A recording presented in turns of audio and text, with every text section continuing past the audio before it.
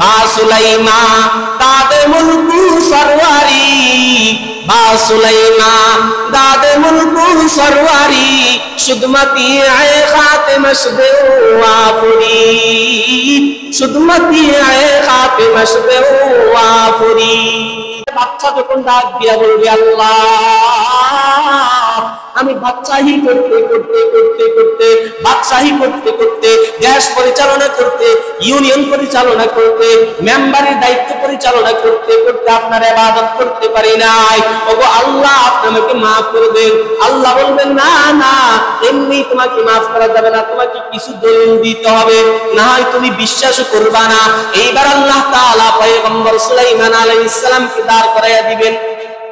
কাকে?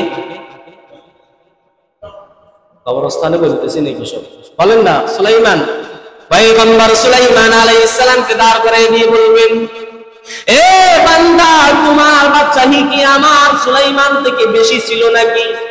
বলে, আমার সুলাইমান শুধু মানুষের উপর বাদশাহী করে নাই, আমার সুলাইমান পয়গম্বর জিন জাতির উপর বাদশাহী করেছে, জন্তুর উপর বাদশাহী করেছে, বাতাসের উপর বাদশাহী করেছে, জিন পরীর উপর বাদশাহী করেছে।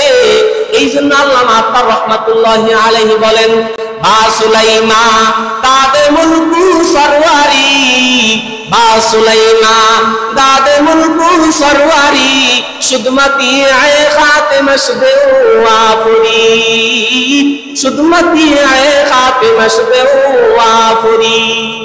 হযরত সুলাইমান আলাইহিস সালাম যেমন তেমন বাদশা ছিলেন না, বাতাসের উপর তিনি বাদশাহী করেছেন, বাতাস পর্যন্ত তিনার কথা শুনতো। এত বাদশাহীর মাধ্যম দিয়া আমার সুলাইমান পয়গম্বর আমাকে একটা মুহূর্তের জন্য, একটা সেকেন্ডের জন্য আমি আল্লাহর স্মরণ থেকে, আমি আল্লাহর জিকির থেকে, আমি আল্লাহর ইবাদত থেকে গাফিল হইনি। সুবহানাল্লাহ। এবার ডাক দিয়া বলবে, এ বান্দা, তোমার বাদশাহী তার চাইতে ছোট ছিল না বড় ছিল?